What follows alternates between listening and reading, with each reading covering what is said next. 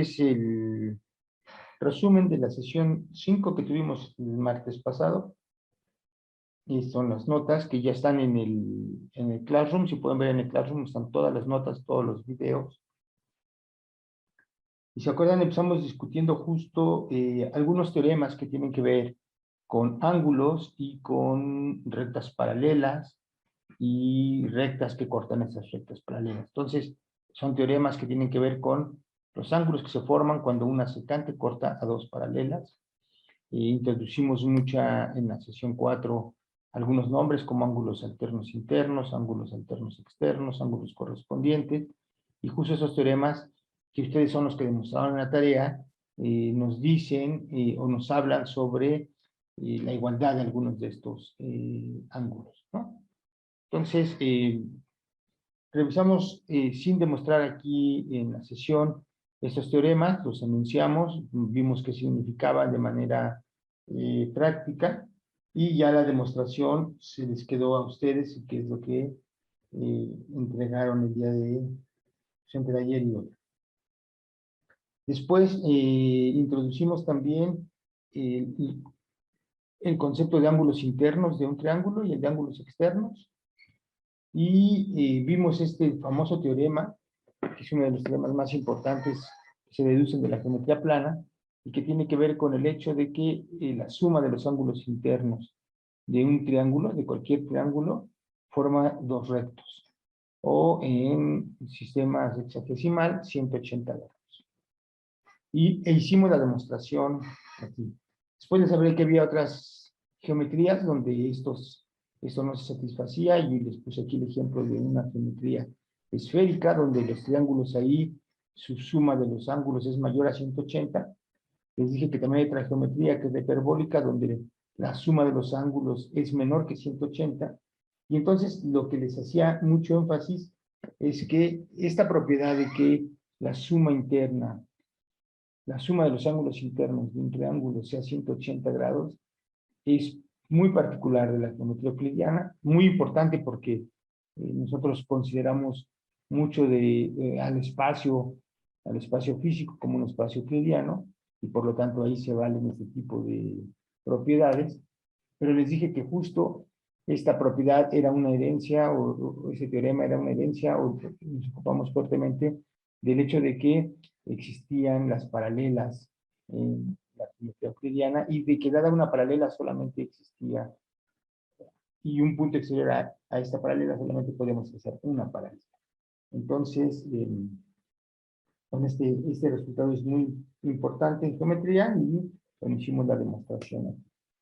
Después también hicimos la demostración de que los ángulos externos de un triángulo suman 4 ángulos rectos, ¿no? Y también esbozamos la demostración. Aquí está. Este es el de los 4 rectos.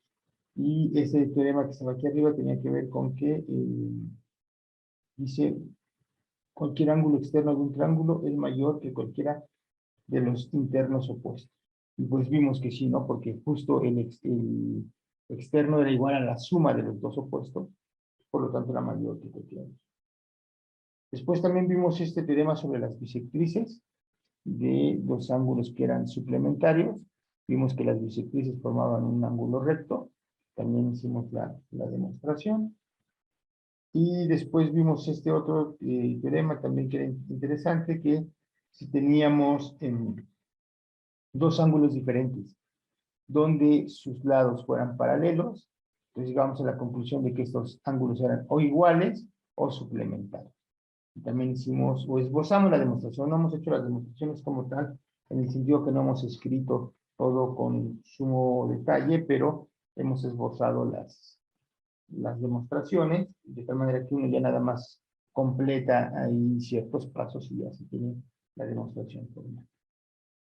Después también discutí de que por un punto exterior a una recta puede hacerse pasar solo una perpendicular, y este es otro de los teoremas que ustedes demostraron en el ejercicio que les dejé para entregar hoy. Son 4 demostraciones y esta era una de ellas. Y después seguimos viendo algunos teoremas de perpendicularidad, ¿no? De que si teníamos una recta que fuera perpendicular a un, bueno, vamos a leerlo mejor, si una recta es perpendicular a una de dos paralelas, entonces también era perpendicular a la otra. Eso correspondía al dibujo de la izquierda a de abajo, donde teníamos las dos paralelas aquí en amarillo, la perpendicular en verde. Entonces lo que nos dice el teorema es que si la verde es perpendicular a una de las amarillas, necesariamente también es perpendicular a la otra recta amarilla. Y el último teorema que vimos era que si A y B y C eran tres rectas tales que A era perpendicular a B y A también era perpendicular a C, entonces necesariamente B y C eran paralelas, ¿no? Entonces lo discutimos con detalle, qué son el tipo de teoremas que... Y después lo que hicimos fue cerrar la sesión con algunos problemitas prácticos. Entonces hicimos varios ejercicios, aquí están ellos. Y de hecho, recuerdo, hicimos, ¿cuántos? Uno, dos, hicimos 6. Recuerdo que nos quedamos en el último, no lo concluimos.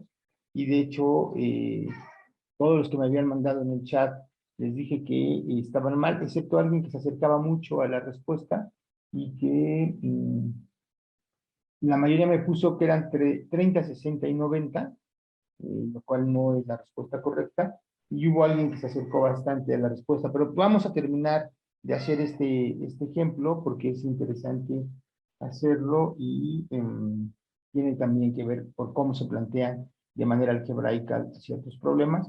Eso ya habíamos hecho también algunos en la sesión antepasada, en el sentido de cómo plantear los problemas de manera algebraica, y por eso lo quiero revisar porque esto de alguna manera tiene que ver con lo que ven con el profesor Ángel Mansur. Entonces, el problema que nos quedó pendiente dice, ¿cuánto deben medir los tres ángulos interiores de un triángulo? Ya sabemos que los tres ángulos interiores deben sumar dos rectos, o 180 grados. Y aquí nos preguntan que cuánto deben medir con la siguiente hipótesis. Dice, sí se sabe que uno de ellos es el doble del otro y el triple del tercero. Y yo creo que ahí es donde estuvo el problema, la forma de plantearlo. Nosotros lo planteamos bien aquí como íbamos, pero déjenme concluirlo. Y de hecho, si quieren, déjenme añadirle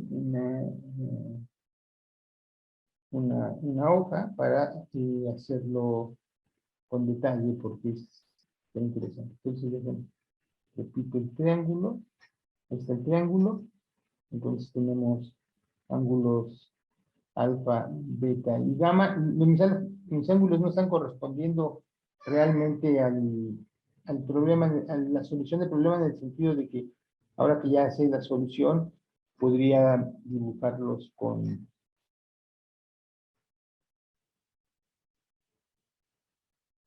que se parecieran justo a lo que estamos viendo aquí.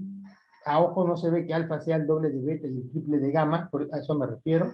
Pero bueno, vamos a poner un triángulo arbitrario y justo entonces lo que nos decía el problema era que uno de ellos es el doble del otro. Pues fíjense, aquí me voy a agarrar a gamma y voy a decir, bueno, gamma es igual a 2 veces el valor de alfa. Es parte del enunciado. Dice, si se sabe que uno de ellos, este uno, lo voy a agarrar igual a gamma, ¿ok? Este uno de ellos, lo voy a agarrar igual a gamma. Dice, es el doble del otro, pues voy a pensar que el otro es alfa, entonces gamma es el doble de alfa. Dice, y el triple del tercero. Y entonces el tercero va a ser beta, entonces gamma es el triple del tercero. Esas son las dos condiciones, muchachos, que hay que poner en el problema para que, algebraicamente, para que nos salga. Entonces, de hecho, tenemos un sistema de 3 ecuaciones con 3 incógnitas. Mis incógnitas son alfa, beta, gamma. Esa es una de las ecuaciones, que gamma es 2 alfa. Esa es la segunda de mis ecuaciones, que gamma es igual a 3 beta. Y la tercera ecuación es que alfa más beta más gamma suman 180 grados, o dos rectos, como quieran hacerlo. Aquí tengo mi sistema, 3 ecuaciones con 3 incógnitas. Entonces, la forma más sencilla de resolver esto es sustituir de dos de estas ecuaciones en la tercera y dejar todo en términos de una variable para resolver. Entonces, de aquí voy a despejar que alfa es igual a 1/2 de gamma. Y de esta ecuación voy a despejar a beta, que va a resultar que es 1/3 de gamma. Y esas dos variables, alfa y beta, que solo están en términos de gamma, las voy a introducir en la tercera ecuación para que toda la ecuación me quede solo en función de gamma. Entonces, aquí sustituyendo alfa y sustituyendo beta, me quedaría 1/2 de gamma más 1/3 de gamma más gamma igual a 180 grados. Pues ahora lo único a lo que se reduce el problema es hacer la suma de la izquierda. Entonces, factorizando esto, se les enseñó, pongo Ángel, es 1/2 más 1/3 más 1 multiplicado por gamma igual a 180 grados. Entonces me tengo que aventar este quebradito, ¿vale? Entonces, factor común de esto es 6. 6 dividido en 2 me da 3, por 1 me da 3, más 6 dividido en 3 me da 2, multiplicado por 1 me sigue quedando 2, más 6 entre 1 me da 6, entonces esto me queda un 6. Entonces me queda 3 sextos más 2 sextos más 6 sextos. Sería lo mismo que 1/2 más 1/3 más 1. Todo esto multiplicado por gamma. 3 más 2 me da 5, más 6 me da 11. Entonces esto me queda 11 sextos de gamma.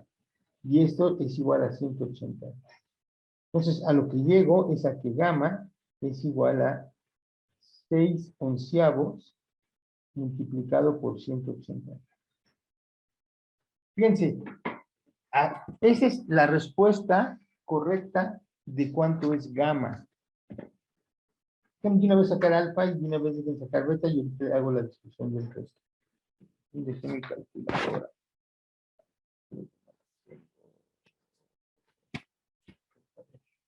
Entonces, a ver, gamma es 1/2 de alfa. Perdón, alfa es 1/2 de gamma. Es 1/2 de justo este 6 onceavos por 180. Los 6 en 2 me da 3. 3 onceavos de 180 grados. Por 180 grados. Y beta es 1/3 de gamma. Entonces es 6 entre 11 por 180. Nada más estoy sustituyendo lo que vale gamma. Y 6 entre 3 me da un 2, ¿verdad? Entonces esto me da 2 onceavos por 180 grados. Entonces ya están aquí los tres numeritos. Yo los pongo juntos. Alfa es igual a 3 sobre 11 por 180 grados. Beta es igual a 2 sobre 11 por 180 grados. Y gamma es igual a 6 sobre 11 por 180 grados. Fíjense que si sumo alfa más beta más gamma, me va a quedar 3 onceavos más 2 onceavos más 6 onceavos. 3 más 2 es 5 más 6 es 11. Me va a quedar 11 entre 11. Eso me va a dar un 1 multiplicado por 180, me va a dar 180 grados. Entonces alfa más beta más gamma sí me va a dar 180 grados. Lo que hicieron algunos de ustedes en el ejercicio, porque sí hubo al menos una persona o dos que le dieron, ¿saben qué, muchachos? No tengo mi... Déjenme, denme un segundito, déjenme, con mi calculadora. No, fíjate. Vale. Entonces, lo que alguien hizo, ya no sé en cuál, lo que alguien hizo es que si ustedes quieren hacer esta cuenta, 3 entre 11 por 180, eso lo que les va a dar es 49.0909091.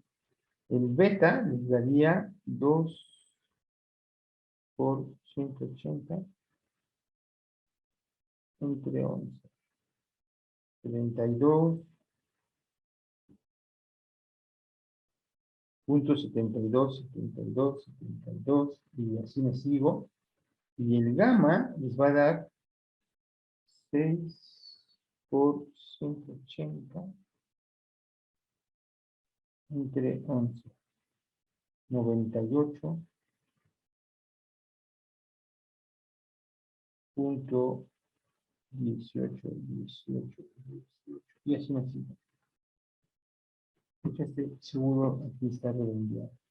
Entonces, fíjense, muchachos. Si hubo alguien que me acuerdo, puso este resultado así. A ver, vean, entramos de un 50.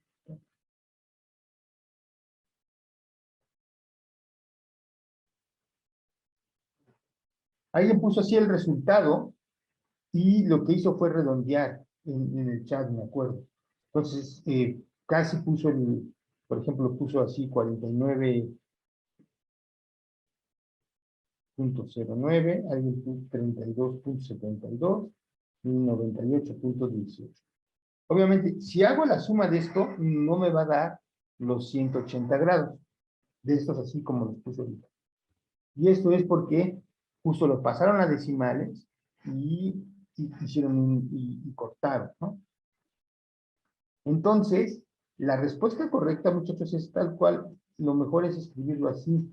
Lo que sucede, y no sé si eso ya lo están discutiendo en algún curso, y si no, lo discutían en el curso de cálculo, es que los números, así como tenemos números enteros, y números naturales, 1, 2, 3, 4, 5, o los enteros, los mismos naturales más los negativos, ¿no? 1, menos 1, 2, menos 2, 3, menos 3, etcétera. También tenemos números que se llaman los racionales y los irracionales. Y los racionales, eso no sé si lo ven con Ángel, insisto, lo van a ver el próximo curso. Los números racionales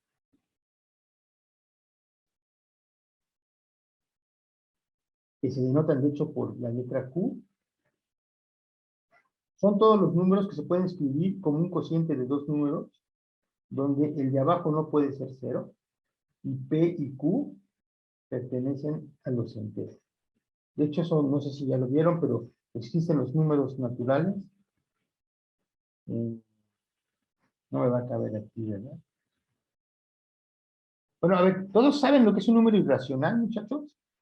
Igual ya nada más les estoy perdiendo el tiempo y todos lo tienen clarísimo. ¿Todos saben que es un número irracional? Mejor les pregunto antes de seguir escribiendo. Porque puede ser que ya todos lo sepan y yo nada más estoy aquí metiendo mucho ruido. ¿Todos saben que qué es un número irracional?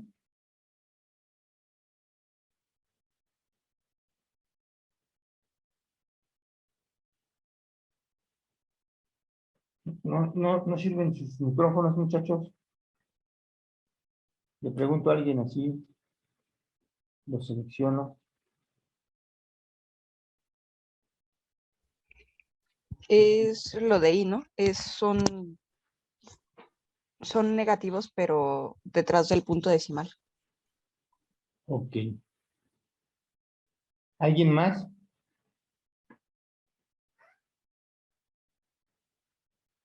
Eso no lo están viendo en ningún curso, ¿verdad, muchachos? ¿Qué son los números naturales? ¿Qué son los enteros? Eso no lo están viendo en ninguno. ¿O sí? No, en ninguno. Ok. Entonces, mire, déjenme, aunque no corresponde a geometrías, déjenme darles rápidamente una idea de esto, porque justo es importante para que ustedes cuando lleguen a un problema como estos, den el resultado correcto. Entonces, miren, los números, ¿qué dice aquí? Se me fue a otro. Los números, el conjunto mayor de, bueno, los que aprendemos primero en la primaria son los números naturales.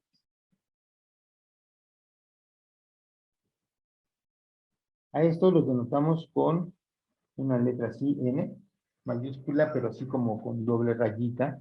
Es un símbolo de los matemáticos que ponen este y uno sabe que está hablando de los números naturales. ¿Para qué son los números naturales? Pues son con los que uno cuenta, ¿no? El 1, el 2, el 3, el 4, el 5, el 6. Lo que nos enseñaron en la primaria, esos son lo que nos enseñaron en la primaria, hagan de cuenta, fueron los números naturales. Después, no recuerdo en dónde los enseñan, yo ya ni siquiera de eso me acuerdo, si a finales de la primaria o hasta la secundaria, nos enseñan los números enteros. Los números enteros se denotan con la letra Z. ¿Cuáles son los números enteros? Pues son los números naturales más sus negativos.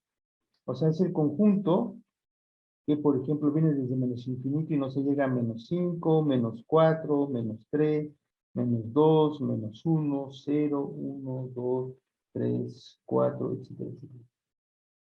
Entonces, los enteros es un conjunto más grande que los naturales, porque fíjense, contiene todos los naturales más los negativos de estos números naturales. Y a eso se les llama números enteros. Después nos enseñan en la primaria los números racionales, pero no nos dicen que son números racionales. Lo que nos enseñan son fracciones. Entonces siguen los números racionales. Los números racionales que se denotan con la letra Q son todos aquellos números que se pueden escribir como el cociente A entre B. O sea, un número racional siempre se puede escribir como un número A entre B con A y B que pertenecen. ¿Se saben todos estos simbolitos? Este simbolito quiere decir pertenece. Ese significa pertenece. ¿A quién pertenecen? Al conjunto, al conjunto de los números enteros. Pero fíjense, los enteros también contienen al cero. Aquí está el cero. Lo voy a poner de otro color, de naranja. Entonces, la única restricción es que B, A y B pertenecen a Z, con B no puede ser Z. Porque si B fuera 0, ahí tenemos un problema para dividir entre 0. No podemos. Pero de hecho, fíjense, todos los racionales, ahora los racionales es un número, es un conjunto todavía más grandote que los enteros. Fíjense, si nosotros hubiéramos puesto aquí la recta numérica como le hacemos en la primaria, con la ranita que les decía la vez pasada, aquí está, vamos a suponer que aquí está mi 0, entonces lo que nos enseñaron en la primaria fueron los naturales, 1, 2, los verdes, ¿no? 3, 4, 5, 6. Luego nos enseñaron los enteros. O sea, le añadimos el 0, el menos 1, el menos 2, el menos 3, el menos 4, el menos 5, y así me voy. Estoy suponiendo que esta línea va desde menos infinito a infinito. Ahora, cuando meto en los racionales, fíjense, ¿qué puedo tener? Dicen, A y B pertenece a Z. Por ejemplo, supónganse que A vale 1 y B vale 2. Entonces, un número racional es un medio. Y ese no lo teníamos antes. Eso es lo que llamamos en la primaria las fracciones. Entonces, ahora tengo un nuevo número. Vamos a ponerle de este color blanco. Por ejemplo, aquí que es el 1 medio. Es un número racional. Pero se pueden dar cuenta, entre 0 y 1, puedo escribir un número infinito de números racionales que no tenía. Puedo escribir un tercio, un cuarto, un quinto, un sexto, etcétera, etcétera, etcétera. Y entonces, esta recta se va llenando de números. Entonces, los números racionales son todos los que se pueden escribir de la forma A entre B. El 0, fíjense, todos los que ya conocíamos antes se pueden escribir de esa forma. El 0 se puede escribir con A igual a 0 y B lo que quieran, ¿no? Entonces, si pongo 0 entre B, eso me dijeron que era 0. Entonces, el 0 también es un racional. Es el racional, los racionales son más grandes que los enteros y que los naturales, pero los contienen. Si quiero escribir, por ejemplo, el 1, pues puedo escribir A igual a 5 y B igual a 5. Entonces, el número 5 entre 5, yo sé que me da un 1. Entonces, el 1 lo puedo escribir como un número racional. Entonces, todos los enteros y todos los naturales los puedo escribir como números racionales. Por ejemplo, a ver, si quiero escribir un número negativo como un racional, por ejemplo, el menos un medio, que también sería un nuevo número que no estaba antes, acá lo pongo, es un número racional. ¿Ok? Entonces, dense cuenta que se empiezan a llenar, esta recta se empieza a llenar. Eso, los que cuando lleven cálculos, se los van a discutir con mucho cuidado, porque Cuando hablamos de la recta numérica, una primera pregunta que nos hacemos es si esta recta tiene hoyos o no tiene hoyos. Pero eso ya son preguntas un poquito más elaboradas que no me voy a meter ahorita en ello, lo van a ver en casa. Entonces, ya construimos muchos números. Aquí está el conjunto de los números racionales. Pero los mismos griegos, cuando vieron el teorema de Pitágoras, se dieron cuenta que había unos números que ellos les llamaban inconmensurables. Y que tiene que ver con... espérenme, y nada más antes de concluir. Fíjense que estos racionales, si yo agarro el 1/2 y lo quiero escribir en forma decimal, o sea, agarro mi calculadora, y le pongo 1 entre 2, ¿no? Lo que me va a dar es 0.5. ¿Vale? Entonces, hay números racionales que cuando los paso a forma decimal, el tamaño del número es finito.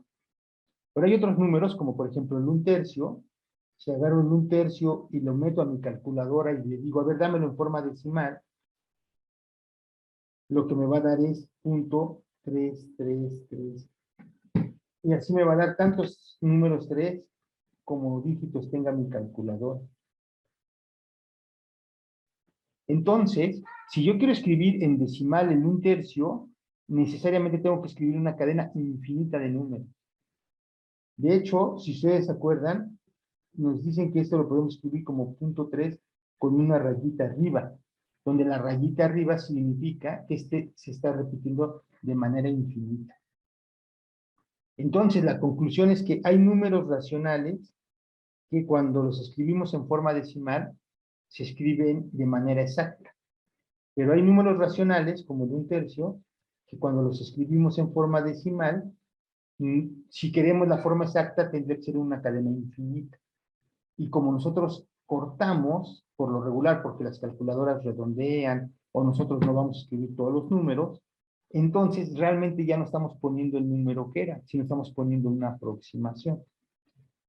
Por eso alguien que me puso en la vez pasada en el chat, lo que hizo fue cortar el número. Este número ya no es el alfa original. Este número tampoco ya no es el beta original. Y este número tampoco ya no es el gamma original. ¿Por qué? Porque estos así escritos como los escribí como números racionales en fracciones, ese es el número exacto. Pero cuando los quiero pasar, estos tres números los quise pasar a, a fracciones, justo ya no me da, bueno, me da una cadena infinita para poderla representar, justo como en 1/3 aquí. Como ustedes lo que hacen fue cortarlo, pues ya no me va a dar la suma igual a 180. Entonces, la forma correcta de escribir este resultado es como lo que yo estoy poniendo en el encerrado entre el cuadrito. Insisto, si lo quieren a fuerzas dar en forma decimal, van a perder parte de la información, porque, insisto, estos números son infinitos, ¿no? Yo tendría que aquí repetir 18, 18, 72, 72, un número infinito de veces, 09, 09. Entonces, tal vez la forma, si se quieren a fuerza darlo en forma decimal, lo que tuvieron que haber puesto es 49.09 con la rayita arriba, donde la rayita me indica que se repite infinitamente la cadena. Y luego aquí 32.72 con una rayita arriba, donde me dice que se repite infinitamente el 72.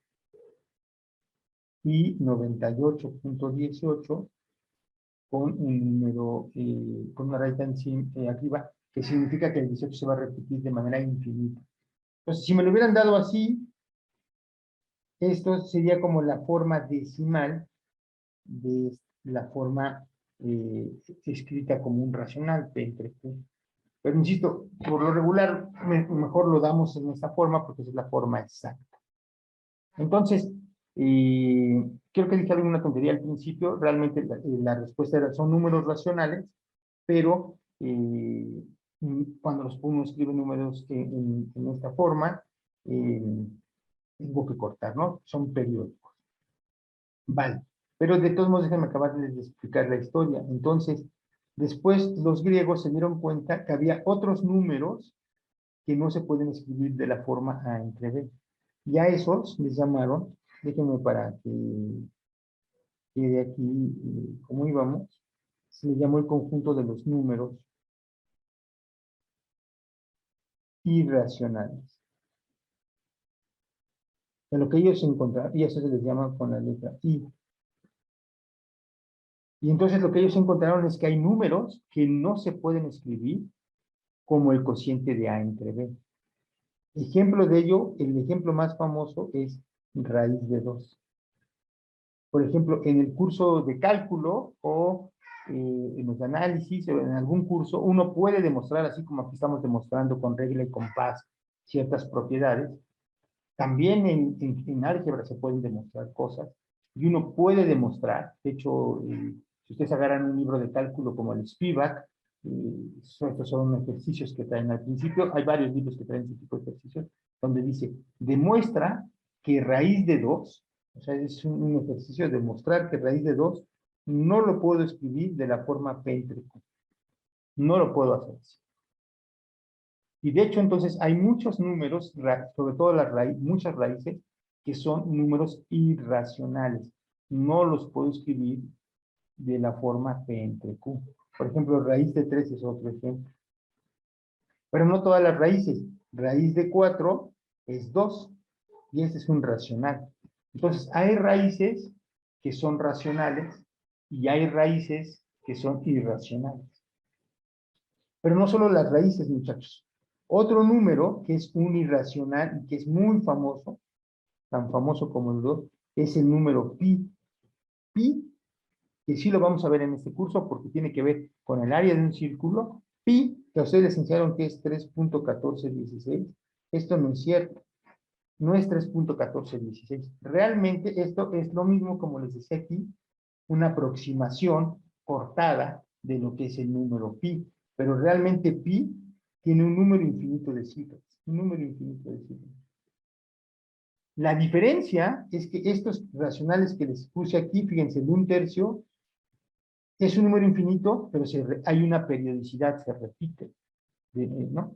Por ejemplo, este se repite, todos los dígitos son iguales, .3. O estos que les puse aquí, se repiten cada dos números, 09, 09, 09, 09, 72, 72, 72, 72, 18, 18, 18. Se repiten cada dos. Hay algunos que se repetirán cada 3, cada 4, pero hay algunos que nunca se repiten. No hay una regla para construir el que sí. Uno de esos números es justo pi. Uno puede ver, hay libros enteros donde se dedican a escribir pi, todas las cifras decimales que se pueden, ahora con la computadora es fácil generar un número muy, muy grande de cifras. Entonces uno puede conocer a pi con muchas cifras. El 3.1416 es una aproximación de esta cifra. Pero el punto es que pi, lo más importante aquí de lo que les quiero mencionar, es que pi podrían hacer un ejercicio y podrían demostrar que pi no lo puedo escribir como el cociente de dos números. O sea, eso quiere decir que no es un número racional. Y hay muchos números que son así, pi es uno. Otro número que es famoso, no sé si ustedes han oído hablar de él, es el número e, que tiene que ver con los logaritmos. Que vale como, por lo regular lo agarramos como 2.71, pero en realidad otra vez, esta es una aproximación, este es un número infinito si uno lo escribe en forma decimal, y no lo puedo escribir, no lo puedo escribir como un cociente pentágono. Y entonces, muchachos, eso es lo que van a ver ustedes, bueno, no sé si en cálculo si lo vean, porque aquí el cálculo que vemos es un poco más práctico, pero entonces va a resultar que para cada uno de estos números le voy a asignar ahora un punto sobre la recta. Y entonces la unión de todos los racionales más todos los irracionales me forma la línea recta. Y los matemáticos que son bien sesudos se preguntan, oigan, pero ¿la línea recta tendrá hoyos? ¿Habrá un punto de la recta que no le corresponda a un número? Y la respuesta es no, a todos les corresponde un número. Y hacen demostraciones bien padres, como que entre dos números racionales siempre hay un irracional, o entre dos irracionales siempre puedo construir un racional. Entonces, realmente esta línea recta es como, es la unión de todos los racionales, todos los irracionales, pero además están intercalados. Y se pueden demostrar que es un número infinito de ellos y que llenan toda la recta. Y los matemáticos tienen un nombre para eso que le llaman la densidad de la recta. Ya me desvié mucho del tema, muchachos, y ya nada más para finalizar, les voy a decir que hay algo que se llaman los números reales. Pues entonces, fíjense, bueno, ¿qué son los números reales? Es la unión de todos los irracionales con todos, perdón, de todos los racionales con todos los irracionales. Eso se llaman los números racionales. Nada más recuerden que Q, los naturales, pertenecen a Z, a su vez los Z pertenecen a Q. O sea, Q contiene a todos los naturales y a todos los enteros. Pero entonces, con lo que ustedes van a trabajar son con los números reales, en cálculo. De hecho, en geometría no nos metemos con eso, pero nosotros estamos suponiendo también que la longitud de los segmentos puede valer lo que sea. Puede valer un número natural, puede valer un número racional, y también puede valer un número irracional, aunque no lo hemos dicho. De hecho, va a resultar, insisto, cuando veamos el círculo, o cuando vemos el teorema de Pitágoras, que, por ejemplo, si yo construyo un triángulo rectángulo, donde este valga 1 y este valga 1, y este valga 90 grados, este segmento a fuerzas vale raíz de 2. Eso lo vamos a ver cuando vamos a ver Pitágoras. Entonces, yo mis segmentos, no les he dicho eso, pero pueden valer cualquier número. También los ángulos. Entonces, en este ejercicio en particular, que miren, ya nos sirvió para discutir todo esto, la respuesta de cuánto valen los ángulos es esa, y son números, pero estos son números racionales. ¿Ok? No sé si tienen alguna duda de esto. Insisto, esto no es del curso de geometría, aunque a lo mejor en algún momento se los tendría que platicar, porque, insisto, nos va a salir el número pi. Entonces, de una vez se los adelanto y ya se los platiqué. Pero cuando tengan este tipo de problemas, mejor den la solución así en forma de número racional, porque esto es exacto. Insisto, si sumo alfa más beta más gamma escrito de esta forma, me va a quedar 3 onceavos más 2 onceavos más 6 onceavos multiplicado por 180. 3 más 2 me da 5, más 6 me da 11. 11 entre 11 me va a dar 1, y entonces lo sumo así me va a dar 180 grados. Si lo sumo como aquí lo hicieron cortado, no me va a dar el resultado. De hecho, vean, si sumo 49.09 más 32.72 más 98.18, y lo que me va a dar es 179.99. No me dan 180. ¿Pero por qué? Dicen, entonces está mal. No, no es que esté mal, es que corté los valores de los números y justo ahí perdí 0.01. Mientras que si lo doy en la forma en que lo escribí aquí arriba en este cuadrito que estoy volviendo a subrayar en naranja, si lo escribo así, no pierdo nada, porque ese es el valor exacto. Vale, ya es mucho rollo de números. No sé si sabían esto, muchachos. ¿Sabían esto de los números que existen, los naturales, los enteros, los racionales, los irracionales? ¿Sabían eso? Y que a todo ese conjunto, a la unión de todos ellos les llaman los números reales. Y de hecho, a los números reales, los matemáticos lo denotan con la letra R. Así. Y de hecho, cuando ustedes vean cálculo, les van a decir, estamos trabajando en los números reales, en los números reales. Y lo que están queriendo decir es que están trabajando con rectas donde todos estos números que acabo de mencionar, racionales e irracionales, están bien definidos. ¿Dudas, muchachos? Ninguna, profesor. ¿No? ¿Sí sabían lo que acabo de decir o fue tiempo perdido?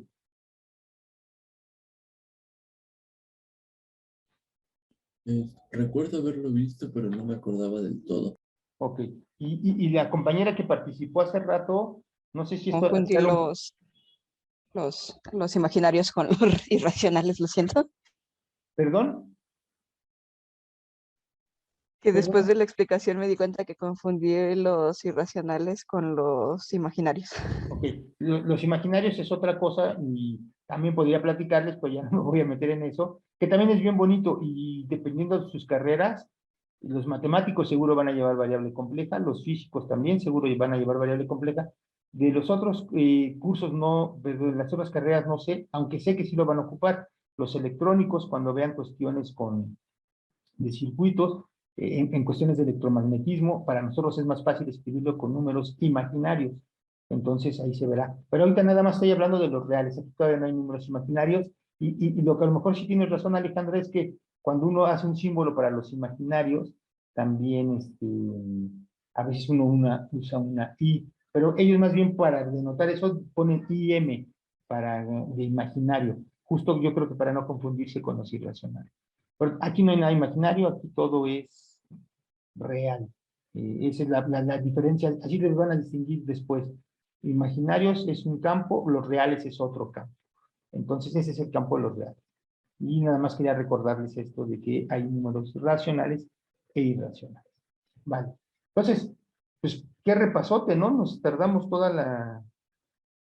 casi toda la hora, pero bueno, fíjense, es un ejercicio así muy simpático, muy inocente, que nos dio para discutir todo esto. Insisto, esto va a haber materias donde seguramente lo van a discutir a fondo.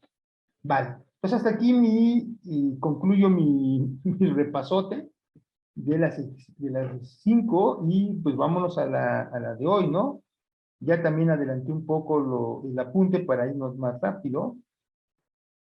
Y fíjense, ya casi estamos, ya los resultados más importantes que quería ver con rectas paralelas y todo, ya los vimos. Sin embargo, hay otros dos resultados, de hecho hay otros más que uno puede ver, hay muchos resultados todavía de geometría, pero hay dos que sí quiero discutir, y quiero discutir porque los van a utilizar.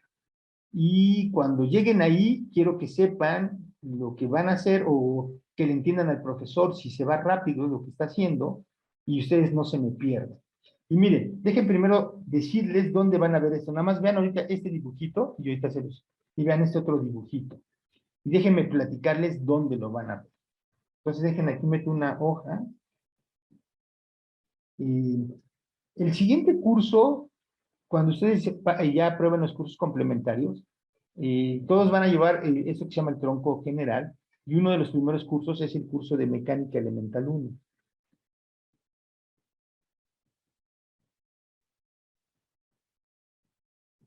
En mecánica elemental 1 ustedes van a ver cómo se mueven las partículas o los objetos, ¿no?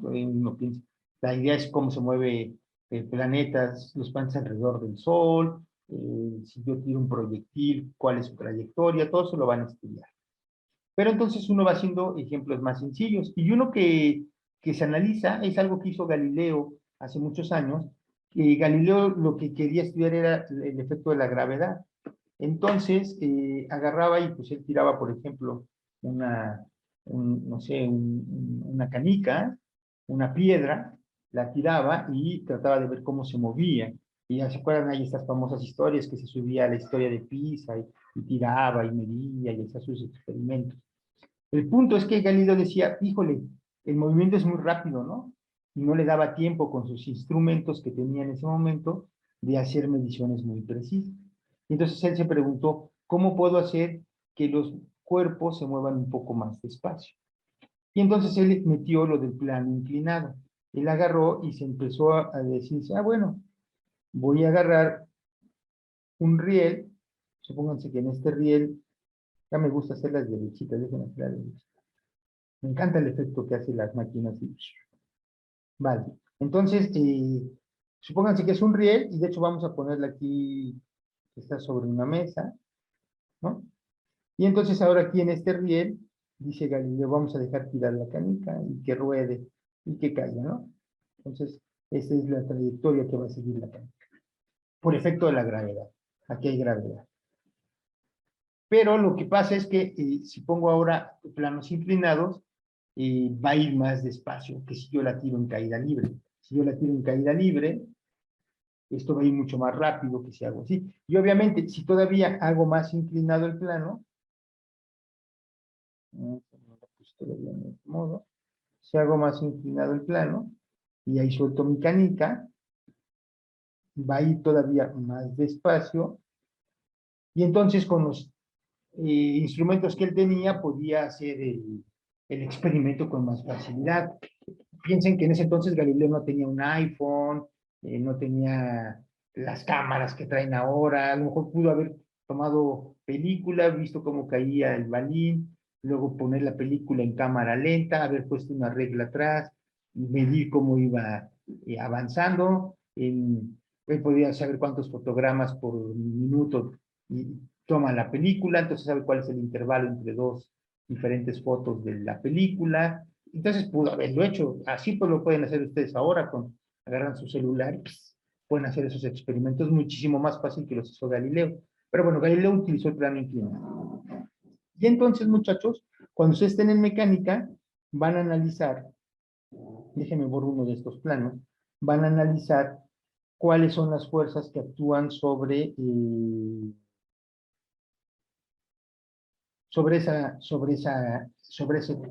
esa canica o ese cuerpo. Y entonces va a resultar que fíjense que, y eso yo no lo voy a explicar ahorita, lo van a ver en su curso, primero van a tener que poner un sistema de referencia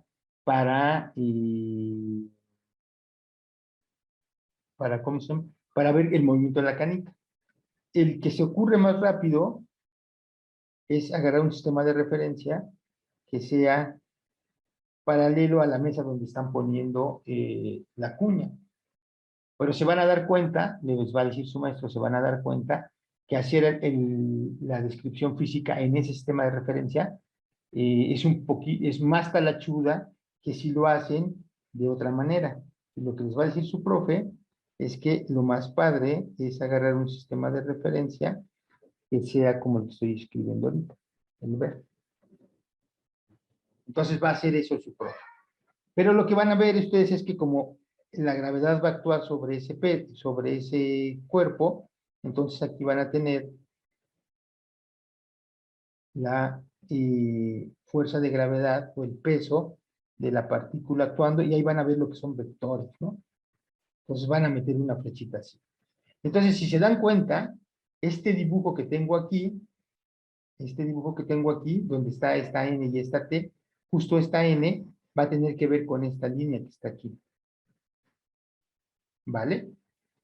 Y así como lo escribí, la T más bien tiene que ver con este ángulo. Pero si se saben este ángulo, ustedes van a poder saber por ángulos opuestos por el vértice cuál es este ángulo. Entonces, lo que les quiero decir es que si ahorita borro esta fuerza y borro esta parte del eje, justo lo que yo tengo que entender es qué relación hay entre este ángulo y este otro ángulo que fue en la inclinación a la que puse mi plano inclinado. Y de hecho son iguales. Entonces, si ustedes saben esa información, van a poder hacer rápido el cálculo. Su profesor va a decir, pues este ángulo es igual a este. Y si ustedes les dicen, no, a ver, espérense, yo no sé que sean iguales, les van a decir con quién llevaron geometría.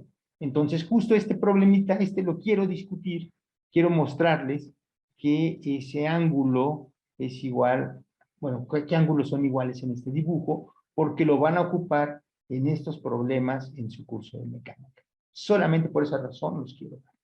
Y por eso es que quiero que pongan mucha atención, porque son resultados que van a estar usando mucho, entonces sería bueno que ya se lo sepan, insisto, para que cuando lo vean con su profe no haya problemas. Este es como un tipo de teorema, fíjense, el que vamos a demostrar es, desafortunadamente aquí no tengo la función de irlo apareciendo poco a poco. Si lo quiero hacer así, tendría que hacerlo de borrar todos los acetatos, entonces está complicado, pero miren, yo tengo este ángulo, no es lo que quería hacer. Sí, ¿vieron? Tengo este ángulo. Ahora, eso nunca lo había hecho con la máquina. Ni sé qué hice, pero bueno. Entonces, tengo este ángulo que le llamo el AOB. Y tengo a su vez este otro ángulo que le llamo el RPQ. Y la característica que tienen estos lados es que esta línea y esta línea que forman son perpendiculares. Y esta línea y esta línea también son perpendiculares. ¿Vale? Entonces lo que tengo son dos ángulos, el ángulo O, este ángulo O, y tengo este ángulo P, que están subtendidos por líneas que son perpendiculares a las del otro ángulo. Insisto, este ángulo tiene estas dos líneas, y esas dos líneas son perpendiculares a estas dos líneas que forman este otro ángulo. Entonces, aquí estoy poniendo, ¿cuál es la hipótesis del problema? Que el lado PQ, ¿quién es PQ? Es este es PQ, es perpendicular a OA. Y que el lado PR, es perpendicular a OB. Esas son mis hipótesis. Eso es la construcción de mi dibujo. O sea, yo voy a partir de ahí. Esa es mi hipótesis. Es así como se demuestra, ¿no? Esa es mi hipótesis. De hecho, ustedes ya son expertos demostradores. ¿Cuál es mi tesis o mi hipótesis? Bueno, mi tesis, ¿qué es lo que quiero demostrar? Quiero demostrar que este ángulo P, ya se cambió, este ángulo P es igual a este ángulo. Eso es lo que quiero demostrar. Esos ángulos son iguales. Entonces vamos a hacer la demostración. Es muy sencilla con ya todo lo que ustedes sabemos. Entonces, la demostración va así. Lo primero que tengo que ver es que este ángulo que se llama PFQ, este ángulo que está aquí, este ángulo que le puse en blanco, ese ángulo es igual a este ángulo OFR. ¿Están de acuerdo? ¿Y por qué son iguales? Pues porque son ángulos opuestos por el vértice. Y eso ya mostramos que si eran opuestos por el vértice, eran iguales. Entonces, estos dos ángulos blancos son iguales. Ese es el primer paso en mi demostración. Luego, por el postulado 4, yo sé que todos los ángulos rectos son iguales entre sí. Entonces, como este es un ángulo recto por construcción, este es un ángulo recto por construcción, ese también tiene que ser un ángulo recto, porque son suplementarios. Entonces, para que formen 180 grados, este es un ángulo recto, y este también es un ángulo recto, ¿no? Porque son perpendiculares. Pues este y este son perpendiculares. Pues ya está. Entonces, fíjense, del triángulo, aquí se formó un triángulo, el PFQ, y aquí se formó otro triángulo, el OFR.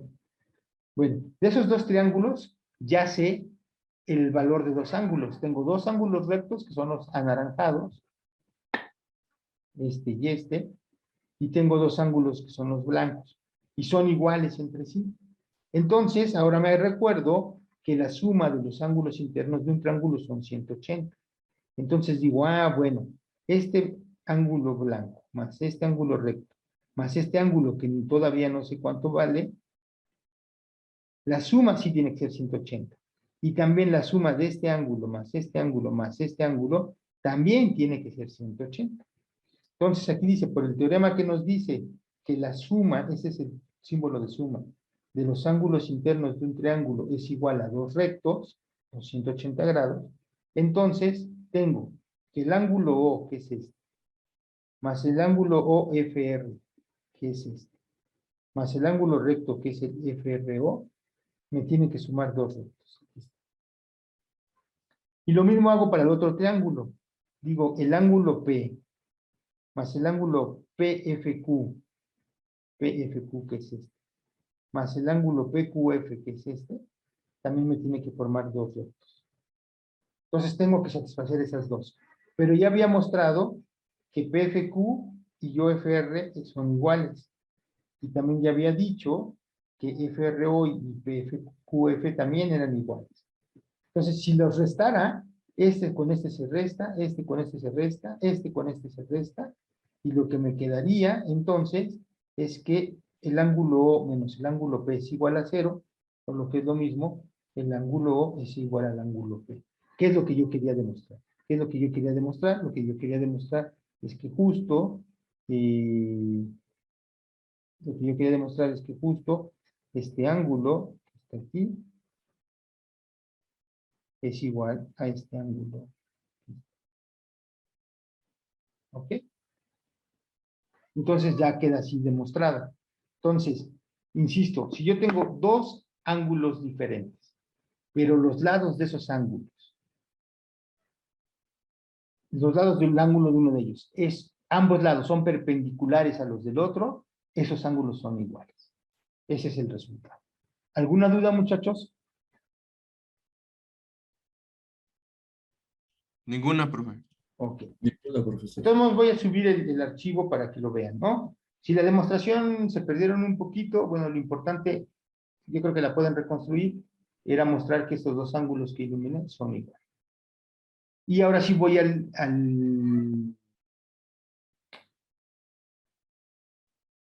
problema que les decía, que de hecho, ya casi ni debería de hacer la demostración. Les voy a decir por qué ya no debería de hacer la demostración. Porque miren, aquí acabo de demostrar ¿no? Aquí es casi lo mismo, nada más que mi dibujo está un poco diferente. Si se dan cuenta, y este ángulo también, este ángulo de aquí, lo podría mover de muchas formas, de tal manera que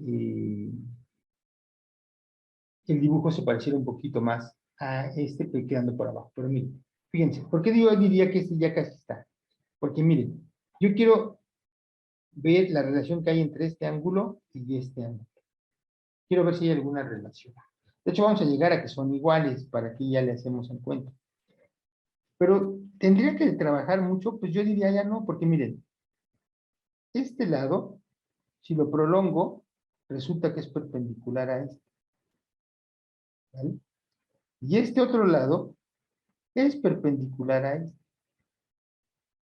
¿Vale? Son perpendiculares y estos son perpendiculares. Entonces, ¿qué pasa? Estos dos lados que forman este ángulo son perpendiculares a estos dos lados que forman este otro ángulo. Entonces, por el teorema anterior, ya hasta ni me debería de preocupar.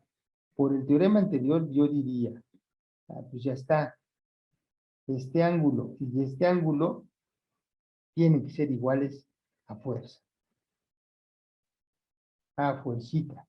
Ya, aquí está como la demostración, pero otra vez me estoy apoyando en el resultado anterior de que son perpendiculares. E insisto, este es un problema o este es un resultado que van a estar ocupando mucho en geometría elemental 1. Entonces, mejor apréndanselo. Ese sí, apréndanselo, quédenselo ahí grabado porque lo van a estar usando. Yo les recomendaría, de hecho, de tarea estaba pensando, para entrar en la onda de ustedes, que de tarea cada quien hiciera una demostración de o una explicación de este teorema en menos de un minuto, grabado ahí con su celular, y luego lo suben a TikTok y vemos cuál de los 25 videos que suban resulta más popular en la siguiente semana, ¿no? Eso sería una contribución de ustedes hacia el conocimiento de la gente que ve las redes sociales. Pero bueno, no vamos a hacer eso, pero eso sería una posibilidad. Y miren, aquí está la demostración, pero otra vez esta demostración la pueden checar, va en la misma dirección que la anterior, ¿no? Otra vez tengo que ver que, bueno, de hecho, pues repasémonos rapidísimo, así nada más ya. Entonces, la hipótesis sería demostrar que, no, la hipótesis es decir que este lado es perpendicular a esta es la primera hipótesis. La segunda es que este lado es perpendicular a esta es la segunda hipótesis. Y lo que habría que mostrar es que este ángulo y este ángulo son iguales. Entonces, la forma de demostrarlo rápidamente es que dice el ángulo, este ángulo que está aquí, y bueno, este ángulo y este ángulo son iguales simplemente porque pues, son opuestos por el vértice, ¿no? Pues este y este son iguales. Están pintados en blanco. ¿Vale? Después, como lo hicimos hace rato, otra vez, este ángulo y este ángulo son iguales porque son rectos por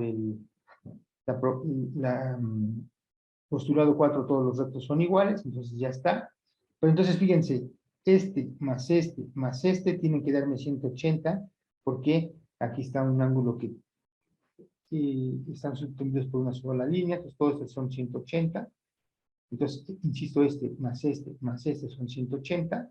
Y porque los triángulos, este forma un triángulo rectángulo, los triángulos, perdón, los ángulos internos de un triángulo son iguales, entonces este más este también me tiene que dar 180, pero ya sé que este y este son iguales, este y este son iguales, por lo tanto, este y este tendrán que ser iguales. Esa sería la demostración. Aquí ya está un poquito como más demostrado en fórmula. Algo que creo que no les platiqué, pero que ya han de haber leído, es que cuando uno acaba una demostración, los matemáticos ponen una leyenda así que se llama QED, queda entonces demostrado, y entonces aquí lo estoy poniendo, ¿no? Así queda entonces demostrado, pero esta es la demostración de estos dos resultados. ¿Alguna duda de este segundo, muchachos? Ninguna, profesor. ¿No? Ok. Entonces me tardé un poquito más de la cuenta, pero bueno, creo que era importante checar este repaso. Ya les dije de dónde va a venir. Yo creo que esta página no la... Bueno, la voy a dejar ahí nada más para que se acuerden por qué vimos estos resultados. Y ahora sí lo que sería, tendríamos que pasar a un tema nuevo, que es el de congruencia de triángulos. Entonces, miren, son 9:06. Vamos a hacer una pausa aquí de unos 6, 7 minutos. Entonces, ¿qué les parece si empezamos 9:15 y vamos a ver esto de congruencia de triángulos? Ya vimos congruencia de ángulos, ya vimos congruencia de segmentos, y ahora lo que queremos ver es la congruencia de triángulos. Ya había platicado que será un poquito el hilo que íbamos a llevar. Y les voy a decir qué es lo que estamos entendiendo por congruencia y cuáles son los criterios para entender que estas cosas son congruentes. Entonces, pues una pausa de 7 minutitos, 8, y 9:15 empezamos. ¿Vale? Déjenme poner en pausa la grabación, pero es para que tiren las piernas y si ya estamos durmiendo, despierten un poco.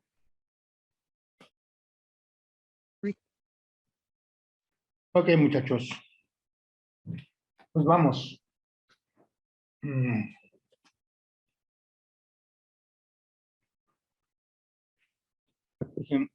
Vuelvo a prender mi tabletita.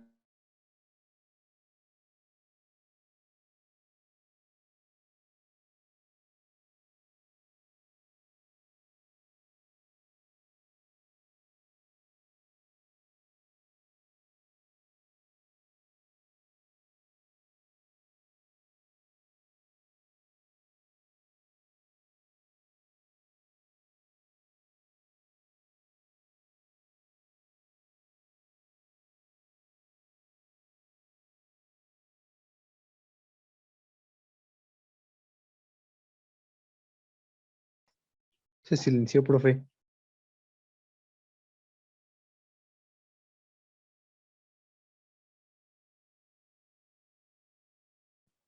No tengo micrófono. Yo ya di toda una explicación de 2 horas y apenas me acabo de dar cuenta que no tengo micrófono. Ok, vamos a empezar. Vamos a ver la congruencia de triángulos.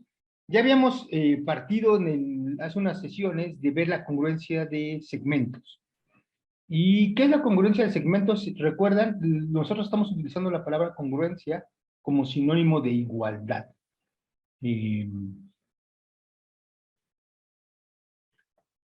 A veces usamos la frase, los seres humanos deberíamos de ser iguales. Sería curioso decir, los seres humanos deberíamos de ser congruentes, ¿no? Pero lo entendemos diferente en el lenguaje hablado, congruente con igualdad. Aquí en matemáticas, en geometría, estamos utilizando congruencia como igualdad.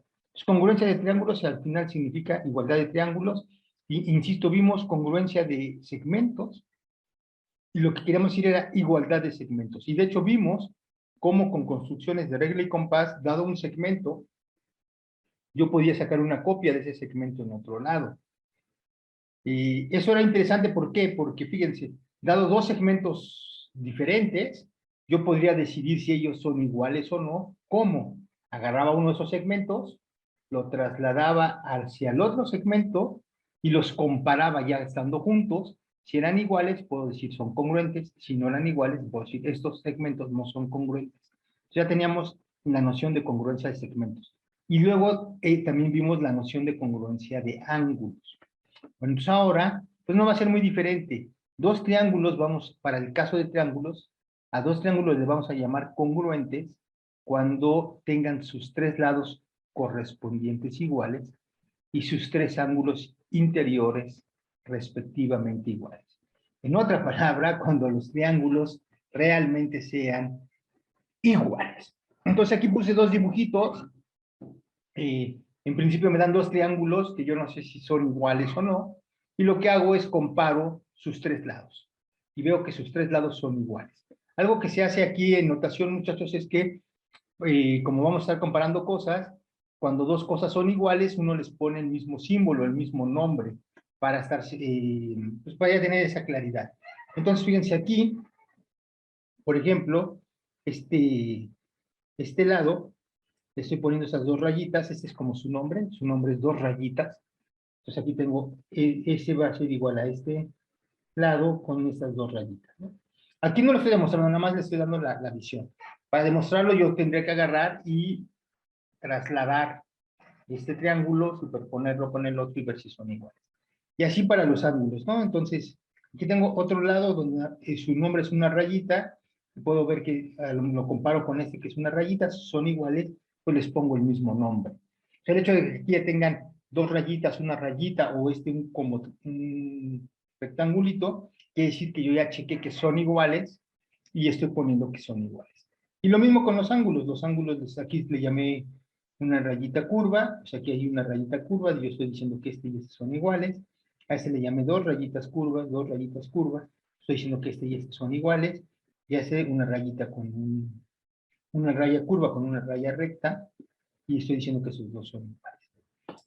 Fíjense, realmente la forma como más sencilla de ver esto de congruencia es, supónganse que el triángulo es físico, es la de veras, yo agarro un pedazo de cartón, corto el triángulo, el cartón en la forma del triángulo, y ahora si quiero ver si son congruentes otro triángulo o no, agarro ese y lo puedo trasladar. Y de hecho, piénsenlo así, yo tengo el triángulo ya físico y le agarro y lo traslado a otro lado, dibujo un triángulo y ese va a ser congruente al original. Y lo puedo mover como yo quiera y va a ser congruente al original. Pero acuérdense que en geometría no es la forma en cómo lo hacemos. En geometría solamente podemos usar regla de compás y estas nociones comunes y los postulados. Entonces, aunque intuitivamente esa sería la forma realmente a lo que nos queremos referir, no lo podemos hacer así, como cortar un triángulo y andarlo vaciando para ver si son iguales, pero sabemos hacer eso con regla y compás. Entonces, se los estoy comentando un poco porque esa es la idea intuitiva, pero solamente hay que hacer las construcciones con lo que tenemos permitido. Y bueno, aquí en el comentario amarillo dice las partes de uno y otro triángulo que son respectivamente iguales mediante una correspondencia se denominan partes homólogas o correspondientes. Ese es el lenguaje, muchachos. Cuando los libros hablan de este lado es homólogo al otro, quiere decir que es el igual, son iguales, ¿no? Que ya se comparó y se sabe que son congruentes. Y como les decía aquí, dice, podemos pensar que tenemos un triángulo de cartón y a este triángulo le podemos hacer ciertas operaciones. ¿Qué operaciones? Rotaciones, pues ya sabemos que podemos rotar con el compás. Podemos hacer traslaciones, ya sabemos cómo hacer traslaciones con regla y compás, lo vimos en uno de los postulados de Euclides hace unas sesiones. Aquí también podríamos hacer reflexiones. ¿Qué es una reflexión? Es como cuando ustedes se ven en el espejo, ¿no? Lo que ustedes ven en el espejo es una imagen reflejada de ustedes. En ese sentido, no se conservan las orientaciones, pero también podría ser que aquí fuera una reflexión. En el sentido de tener el triángulo físico, es como si nosotros tuviéramos un triángulo y lo volteamos, ¿no? Como una tortilla, agarramos, la volteamos y volteamos el triángulo y eso es como si lo tuviéramos reflejado. También se va a valer comparar triángulos originales con reflejados y si son iguales, pues se van a llamar que son congruentes. Entonces, insisto, si los triángulos coinciden, bajo estas operaciones, rotaciones, traslaciones y reflexiones, entonces vamos a decir que los triángulos son congruentes. ¿Vale? Pues está muy sencillo, ¿no? Es más el chorro que me he hecho que el ruido. Y entonces, fíjense, pero acuérdense, en geometría es un poco diferente. Aquí lo que les dije es hagan un triángulo de cartón y lo mueven y pueden dibujar todos los triángulos que quieran y todos esos van a ser congruentes al original. Pero en geometría la pregunta es diferente. Dado dos triángulos, la pregunta es, ¿son iguales o no? Entonces me decir, pues hacemos lo mismo, hacemos con cartón la figura de uno de los triángulos Luego agarramos, lo movemos, lo comparamos y si coinciden, pues son iguales. Y si no coinciden, pues no son iguales y ya se acabó. Insisto, esta forma de comparar no la podemos hacer así en geometría, tendría que ser construcciones con regla y compás. Entonces, la pregunta tiene sentido, ¿no? ¿Cómo podemos verificar que dos triángulos son congruentes o no? Lo primero que se nos ocurre pensar es decir, bueno, a ver, si tú tienes dos triángulos, ¿no? El triángulo está compuesto por tres lados y por tres ángulos. Entonces, si son iguales estos triángulos, si son congruentes, necesariamente, a fuerza, los tres lados van a tener que ser iguales. O sea, si los comparo los tres lados de estos triángulos, voy a tener que encontrar igualdad entre ellos. Entonces, los tres lados los voy a tener que poder replicar en el otro triángulo. Pero también los tres ángulos, ¿no? Que es exactamente lo que estoy poniendo aquí en este dibujo. Tengo tres lados iguales y tres ángulos iguales. Son 6 elementos los que conforman desde este punto de vista a un triángulo. Tres ángulos, tres lados. Entonces uno dice, bueno, pues dos triángulos son congruentes si tienen sus tres lados iguales y sus tres ángulos iguales. Pues eso sí es como obvio, ¿no? Pero aquí uno se pregunta, bueno, a ver, ¿es necesario comparar a fuerzas? O sea, los tres lados y los tres ángulos para ya estar, para poder decidir si un triángulo es congruente a otro o no, o podría tener un número de condiciones menor que me permitiera hacerlo. Por ejemplo, en lugar de comparar los tres lados y tres ángulos, me pregunto, ¿qué pasa si me comparo tres lados y dos ángulos? No los 6 datos, nada más 5. Pues yo creo que también podría establecer que son congruentes, porque si tres lados coinciden y dos ángulos coinciden, pues el otro ángulo también va a tener que coincidir, porque acuérdense que la suma interna de los ángulos da 180. Entonces, si ya tengo dos ángulos iguales en dos triángulos diferentes, el otro ángulo a fuerza va a coincidir. Entonces, pareciera ser que con 5 también podría establecer esta idea de igualdad. Entonces la pregunta que me hago es, bueno, ok, con 6 puedo, bueno, con 6 a fuerza, ¿no? Con 5 podría, pero ¿cuál sería el número mínimo de elementos que yo necesitaría comparar para determinar que dos triángulos son iguales? ¿Por qué hago esto? Pues por rapidez, ¿verdad? Si yo voy a tener que trasladar segmentos o el triángulo, pues a lo mejor comparar nada más un cierto número de lados o un cierto número de ángulos, si con eso ya es suficiente decir, ah, si van a ser iguales o no, pues para mí sería mejor, porque entonces la operación la puedo hacer más rápida. Entonces, con 6, ya dijimos, pues si eso es de, si 6 cosas coinciden, tres ángulos, tres lados, voy a poder decir si son iguales o no.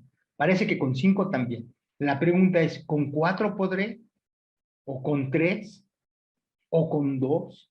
Entonces, la pregunta es, ¿cuál es el número mínimo de partes? Por partes me quiero decir lados y o ángulos, que tienen que ser respectivamente iguales o congruentes, que yo debo conocer para que los restantes en automático ya queden identificados de manera única. Esa es la pregunta que me hago. Entonces, fíjense, aquí hay un ejemplito, de hecho ese se los voy a, ese me gustaría que ustedes me lo pudieran explicar, pues se entiende. En este, porque, bueno, estoy aquí con el número mínimo, ¿no? Y entonces dice, bueno, a ver, ya dijimos que con 6 pues se puede, con 5 parece que se puede. La pregunta es, pues a lo mejor con 4 también se puede. Si conozco 4 elementos, pues ya los otros dos quedan determinados. Y justo este es un ejemplo que aquí estoy construyendo, donde estoy dando dos triángulos que van a tener sus tres ángulos iguales. O sea, fíjense, tenemos tres lados. No quiero escribir así. Tenemos tres lados más tres ángulos, ¿no? Y estoy con la idea de tratar de ver cuál es el número mínimo que necesito para establecer la congruencia. Entonces digo, a ver, si me agarro los tres ángulos y me agarro que un lado sea igual, o sea, si yo encuentro dos triángulos donde tres ángulos son iguales y un lado es igual, con eso ya acabé. Con eso puedo determinar si son congruentes o no. Y justo aquí voy a, este dibujito es un ejemplo de que no basta. O sea, podría yo tener dos triángulos donde los tres ángulos sean iguales, un lado sea igual y que los triángulos no sean congruentes. Y ese es el ejemplo. Y ese es el que quiero que me expliquen. Se los voy a escribir bien para que lo hagan tarea, pero dejen nada más, se los planteo. Fíjense. Si se dan cuenta aquí, esta línea de este triángulo más grande y esta línea de este triángulo pequeño, aunque no está bien hecho mi dibujo, deben ser paralelas. Y deben ser paralelas porque justo este ángulo y este ángulo son iguales, son alternos internos y son iguales. Pues son paralelas. Lo que habría que checar y que entender es que, miren, yo puedo construir estos dos triángulos de tal manera de que este ángulo y este ángulo son iguales, este ángulo y este ángulo sean iguales, y este ángulo y este ángulo sean iguales. Puedo hacer esa construcción. Los tres ángulos sean iguales. Y que además tengan un lado igual, que sería este. De hecho, es un lado común. ¿Vale? Y eso son cuatro cosas que son iguales, un lado y tres ángulos. Sin embargo, los triángulos, aquí es a ojo, evidente, que no van a ser congruentes. Los tamaños son totalmente diferentes. Entonces, aquí me empiezo a preguntar, híjole, pues ya parece que con cuatro cosas, si cuatro cosas coinciden, los triángulos no necesariamente sean congruentes. Entonces, esto como que me lo complica, ¿no? Ya habíamos entendido 6 cosas que coincidan, pues sí son iguales. 5 cosas que coincidan, parece que también iba a poder hacerlo. Pero con 4, no necesariamente. Si 4 cosas coinciden, y aquí estoy poniendo 3 ángulos y un lado, no necesariamente puedo establecer la congruencia. Y de hecho, otro ejemplo es que también puedo tener 2 triángulos que puedan tener sus 3 ángulos iguales. Todavía me voy a menos, ¿no? Aquí son 4 cosas, aquí me voy a 3, y que los triángulos no sean congruentes. Y miren, la forma más fácil de ver que esto es así. Pueden dibujarse así rápido varios triángulos rectángulos, por ejemplo este, ¿no? Y luego se hacen un triángulo rectángulo un poquito más grande. Este no me quedó, este lo borro, porque justo la idea sería que estas fueran paralelas, ¿no? Son paralelas.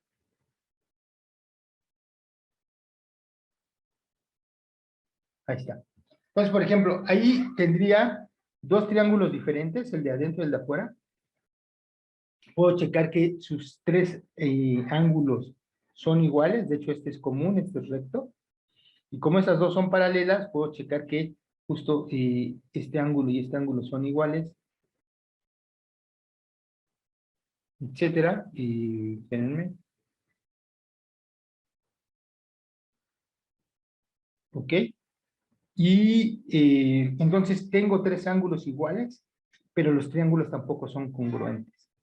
Entonces, pareciera ser que esto de la congruencia tenemos que hacerlo con cuidado, porque pues aquí estoy dando 2 ejemplos, uno con 4 cosas, 4 elementos iguales, otra con 3 elementos iguales, que no me determinan que los ángulos sean congruentes, o no basta que estos elementos sean iguales para que los triángulos sean congruentes.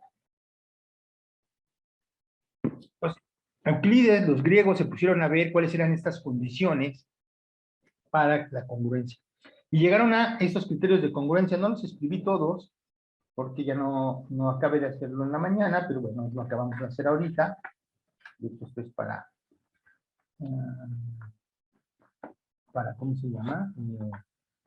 una guía nada más, pero nada más estoy viendo aquí mi acordeón, en donde voy segundo.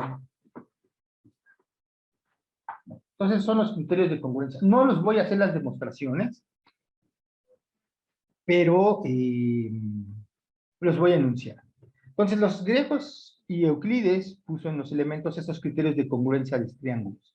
Entonces, al final se dieron cuenta que con 3 elementos iguales podían establecer la congruencia, pero que el orden de estos elementos tenía, o sea, no podía ser cualquiera. De hecho, lo que sucede aquí, que con 4 elementos, porque ahorita vamos a ver estos 3 elementos y regreso. El primer criterio de congruencia es el que le llaman LAL y dice lo siguiente. Dice, 2 triángulos son congruentes si tienen respectivamente 2 lados y el ángulo comprendido entre estos lados iguales. ¿Sí? A ver, entonces aquí estoy leyendo. 2 triángulos son congruentes si tienen respectivamente iguales 2 lados y el ángulo comprendido entre estos lados. Entonces, con 3 elementos puedo decidir si 2 triángulos son congruentes o no. Ese es un primer criterio. Vamos a hacer el dibujito para entenderlo. Entonces, aquí tengo un triángulo. Lo que me está diciendo es que si tengo otro triángulo, ¿no? Y pasa lo siguiente. Si un lado es igual a un lado del otro triángulo, el otro lado, un lado consecutivo, ¿verdad? Tiene que ser, es igual al lado del otro. Y el ángulo entre estos dos lados, eso es importantísimo, el ángulo entre estos dos lados también es igual, entonces voy a poder decir que los triángulos son congruentes. Y a ese criterio se le llama el criterio lado, ángulo, lado. Fíjense, me voy a mi ejemplo anterior porque van a decir ustedes, a ver, prof, pero acá teníamos justo triángulos que no eran congruentes, donde sus 3 ángulos eran iguales, pero fíjense, ¿por qué este no pasa la prueba? Porque ciertamente este ángulo es igual para los 2 triángulos, vale 90 grados, pero este lado y este lado no son iguales, y este lado tampoco son iguales. Entonces, este triángulo no satisfacería este criterio de congruencia. Entonces, al menos con este criterio de congruencia, yo no podría decidir si estos son iguales o no, pero por eso este no satisface este. ¿Ok? Para esto es importante que sean 2 lados y un ángulo. Aquí eran solamente los 3 ángulos, sin ningún lado igual, ¿no? Vale. Segundo criterio de congruencia. Dice el segundo criterio de congruencia.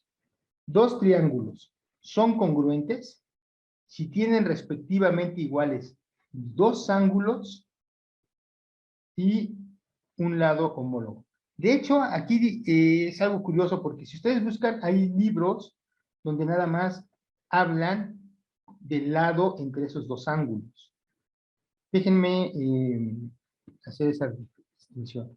No dicen un lado homólogo, aquí nada más dicen iguales 2 ángulos y el lado entre ellos, ¿no? Por eso se llama ángulo, lado, ángulo. Yo ahorita discuto por qué aquí puse así. Entonces, el segundo criterio de congruencia, ya a ese le llaman el criterio ALA. Entonces, lo que me está diciendo es, dado un triángulo, vamos a escribir un triángulo,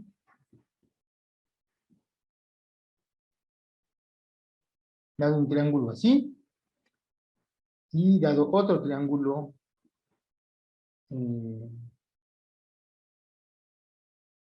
parecido, a ojo, que no sé, ¿cómo voy a ver si estos son iguales o no? Dice, bueno, si un ángulo,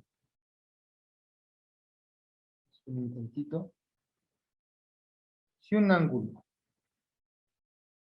coincide con, bueno, en ambos triángulos coincide. Por ejemplo, este y este. Un lado contiguo coincide y el otro ángulo que está entre que contiene ese lado también, pues está en el otro extremo, coincide, entonces estos van a ser congruentes. Y ese se le llama el ángulo, lado, ángulo. Ángulo, lado, ángulo. ¿Vale? Entonces, fíjense, en este criterio, así como en el anterior era importante que el ángulo entre los dos lados que eran iguales también fuera igual, aquí en este criterio, como enuncian en muchos libros, el lado entre los dos ángulos iguales también tiene que ser igual. Sin embargo, hay otros libros que ponen este adicional de que sea homólogo. Y esto lo que permite es tener o mostrar la congruencia de triángulos, aun cuando el lado que sea igual no esté entre los dos ángulos. O sea, déjenme explicarlo un poco mejor. O sea, lo que me está diciendo cuando le pongo la palabra homólogo al ángulo, lado, ángulo, es que si yo tengo dos triángulos, está uno, vamos a tratar de hacerlo igual. Aquí está el otro, eso que no me lo dibujó, no me lo iluminó como el otro, que lo ha hecho. Arriba. Ahí está. Ahí están mis dos triángulos. Entonces, fíjense, ya dijimos dos ángulos iguales. Tengo dos ángulos iguales. Este y este voy a suponer son iguales. Y este también son iguales. En esta forma, en muchos libros dice que el lado que tiene que ser homólogo es el que está en medio de ellos. Pero también se puede demostrar que con cualquiera de los otros que sea homólogo, por ejemplo, puede ser este,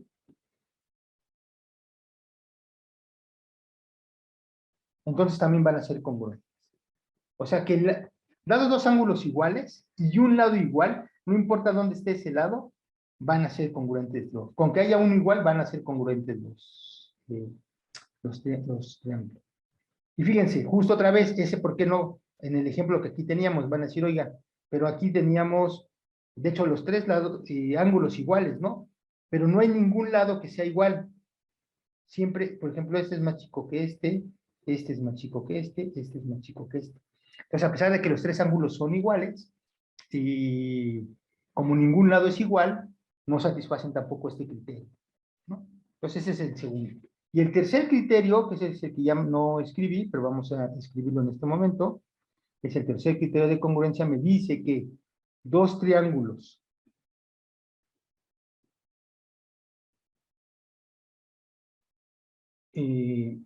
son congruentes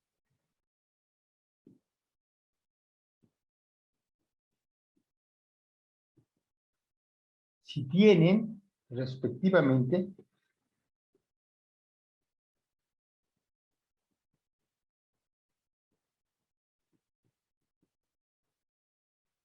iguales sus tres lados.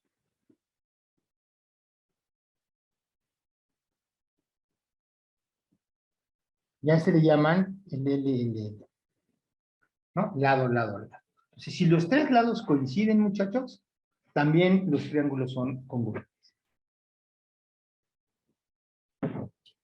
Fíjense, eso está chispa, ¿verdad? Ahí se ve que los ángulos y los lados no funcionan igual. Si los tres ángulos son iguales, como en estos triángulos, yo no puedo establecer la congruencia de los triángulos. Ah, pero si los tres lados son iguales, sí voy a establecer la congruencia de los triángulos. Y eso tiene que ver con que dados tres segmentos, si yo quiero formar con esos tres segmentos un triángulo, solamente hay una única forma de cerrar el triángulo. Y justo por eso es que van a ser congruentes. Entonces, este último criterio tiene que ver con que si yo tengo dos triángulos,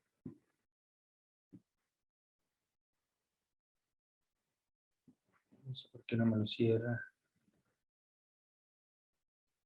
¿ah? Y tengo dos triángulos. Lo que me está diciendo este criterio es que si tengo dos triángulos y yo checo que uno de sus lados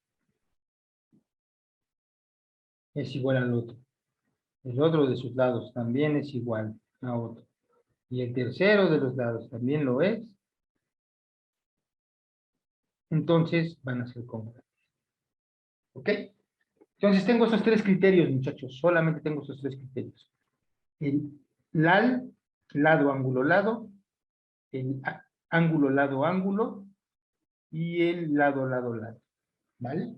Y en este caso, el lado no necesariamente tiene que estar en medio. Cualquier lado que sea igual es suficiente. En este caso no es así. Si yo tengo, a fuerza tiene que ser el ángulo entre los dos lados iguales.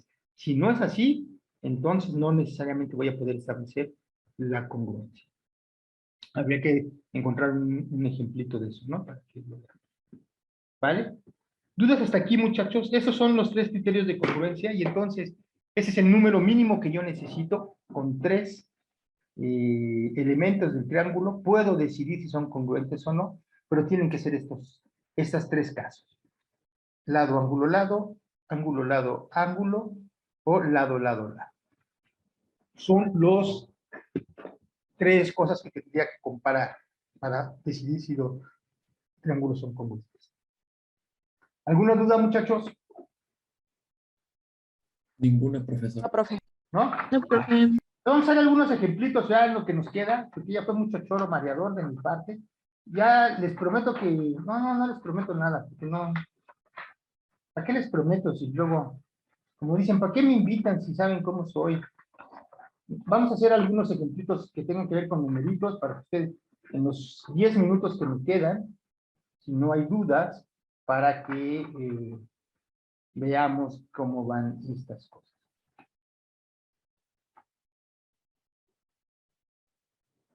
Déjenme pensar rápidamente cuál...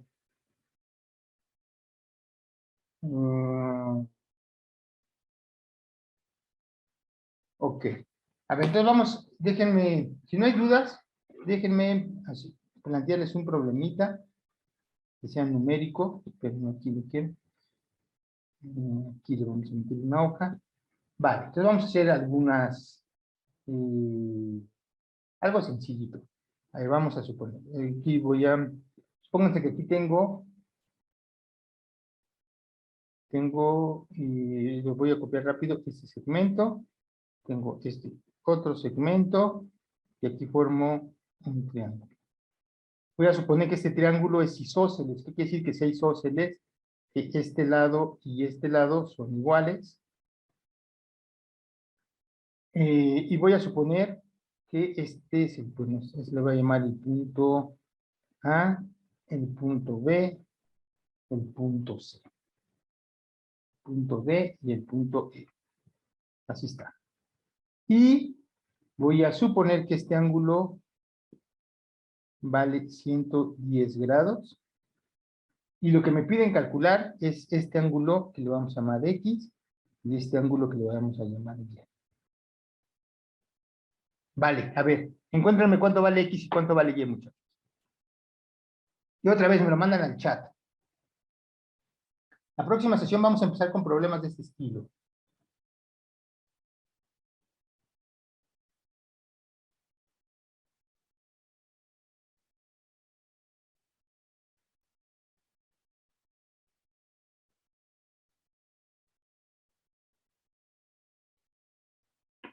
Y en lo que lo hacen voy a hacer otro dibujito, ¿vale? ¿Y nos da tiempo de 2? No lo sé.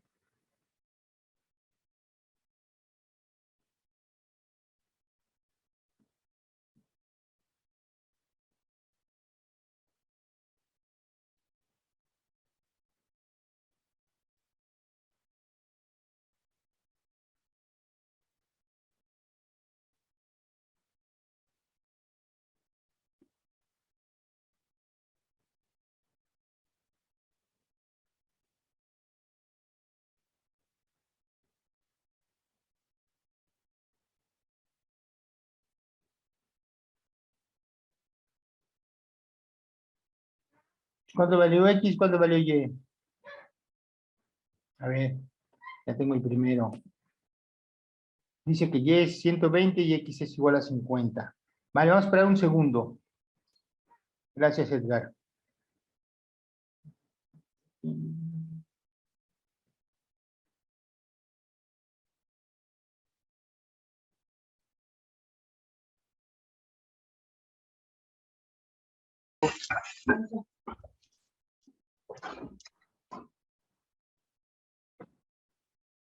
Pues no me salió lo mismo que a ti, Ana. Ana sí me salió aquí 55.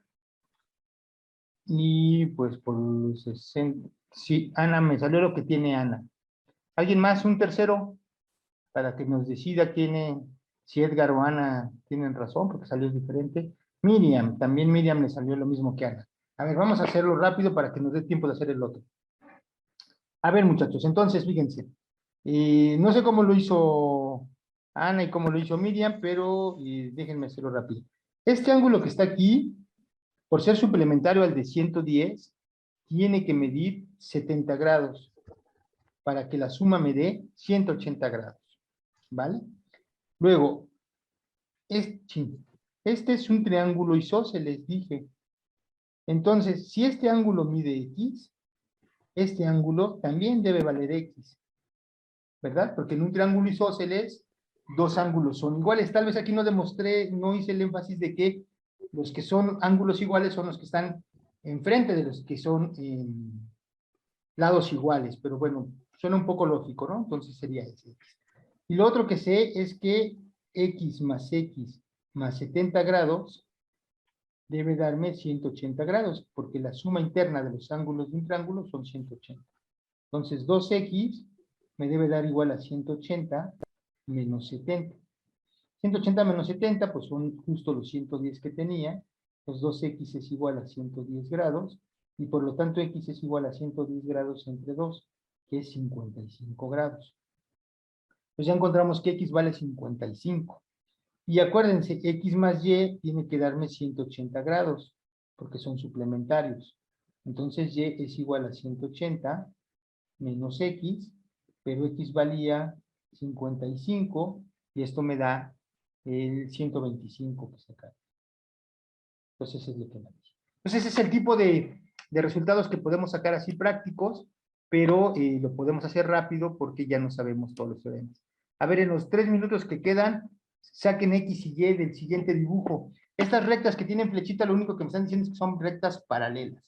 Entonces, lo que estoy diciendo es que esta recta y esta recta son paralelas. Saber cuánto vale X y cuánto vale Y.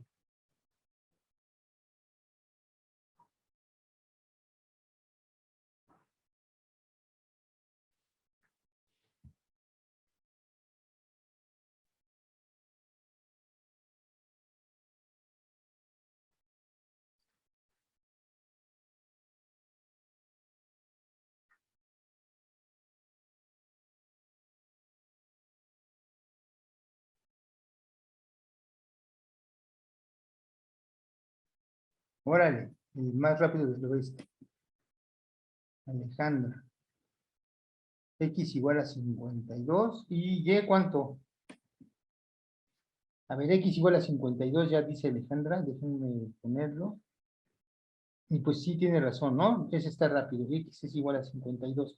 ¿Por qué? Pues porque estas dos rectas son paralelas. Esta es una secante, y estos X y el que me dieron aquí son alternos internos. Pues como son alternos internos, pues ya 52 grados. Ya tengo más en el chat. Miriam me dice que Y vale 36. Y otros me dicen que vale 40. ¡Wow! 36 o 40. ¿Cuál será la respuesta? Bueno, vamos a ver. Este ángulo sí lo conozco, ¿verdad?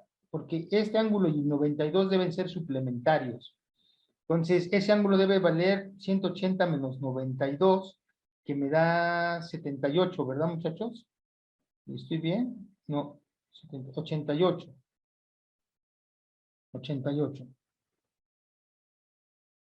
Entonces, X vale 52 y este vale 88, dije. 88. Entonces, 52 más 88, eso me da 90, 130 grados. Entonces, Y debe de ser igual a 180 grados menos 130 grados, que es 50 grados. Todos los que pusieron 50 grados, que fue nadie. A ver, muchachos, ¿ya me equivoqué? Según a mí me Es que salió la así. suma del 52 más 88 no es 130 grados, profe. Es ¿Cuánto es? 140 grados. Gracias, muchachos. 140, vean, el profe se equivoca. 140, ok, 40 grados. Entonces, los que pusieron 40 estaban bien. Los que pusieron 36, Miriam, te falló por poquito. Luego, ok, ahí va. Otros habían puesto Y primero 125, se habían ido muy lejos. Ah, no, es que ese es el ejercicio anterior. Nada más aquí falló en uno. Y aquí otro puso Y igual a 88, no. Ya vale 40. Vale, muchachos, son 9:55. Ya les dije que que quedé de cortar a esta hora la clase. En la próxima sesión empezamos con ejercicios de este estilo para que, creo que esto es así más dinámico, pero fíjense, yo no puedo hacer estas cuentitas si primero no había discutido los resultados que hemos discutido, ¿no? Ahorita ya con todos los resultados que hemos discutido podemos ocuparlos perfectamente. Claro, no teníamos que haber hecho las demostraciones, pero las demostraciones las hicimos por otra razón, para que ustedes vieran cómo se construyen las cuestiones matemáticas y se den cuenta de que todo está justificado en matemáticas, ¿no? Y para que luego no digan ahí los videos, es lamentable que esto no lo enseñen en la UAM, no, sí se enseña, pero pues por el tiempo finito tenemos que ir campechaneándole entre cosas prácticas, cosas más teóricas.